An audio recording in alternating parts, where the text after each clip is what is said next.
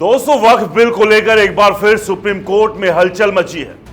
1995 के वक्फ अधिनियम को चुनौती देने वाली एक नई याचिका सुप्रीम कोर्ट में पहुंची है और इस बार कोर्ट ने न सिर्फ इस पर सुनवाई की बल्कि केंद्र सरकार को नोटिस भी जारी कर दिया।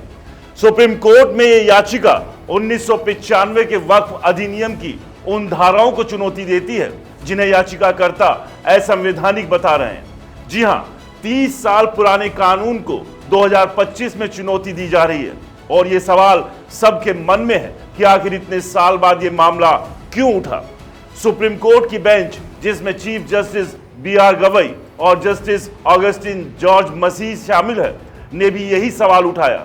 चीफ जस्टिस ने याचिकाकर्ता के वकील से दो टूक पूछा, 1995 का कानून अब क्यों चुनौती दे रहे हैं?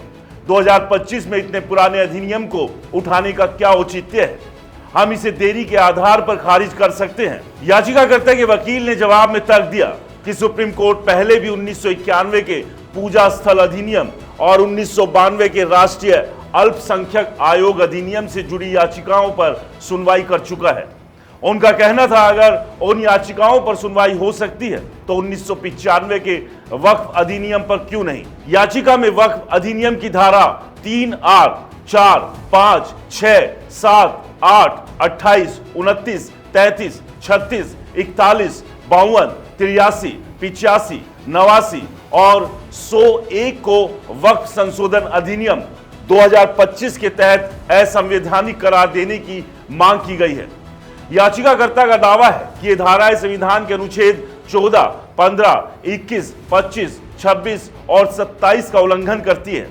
याचिकाकर्ता ने कोर्ट में कहा कि वक्फ अधिनियम केवल मुस्लिम धार्मिक संपत्तियों के प्रशासन से जुड़ा है, जबकि अन्य धर्मों के लिए ऐसा कोई अलग कानून नहीं है।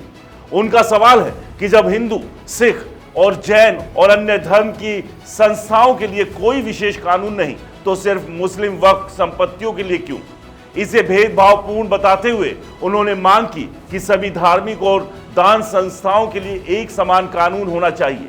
इतना ही नहीं, याचिकाकर्ता ने यह भी तर्क दिया कि वक्फ संपत्तियों के सर्वेक्षण और जांच का खर्च सार्वजनिक कोष से उठाया जाता है, जबकि अन्य धार्मिक संस्थानों के लिए ऐसी कोई व्यवस्था नहीं है। उनका कहना है, यह न सिर्फ भेदभाव है बल्कि संविधान के समानता के सिद्धांत का भी उल्लंघन है।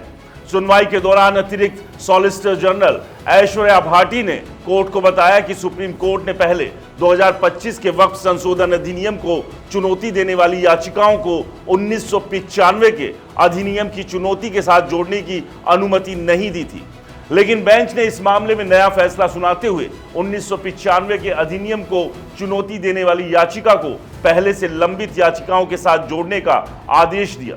साथ ही केंद्र सरकार को नोटिस जारी कर जवाब मांगा गया। यह मामला सुप्रीम कोर्ट में चर्चा का विषय बन गया है।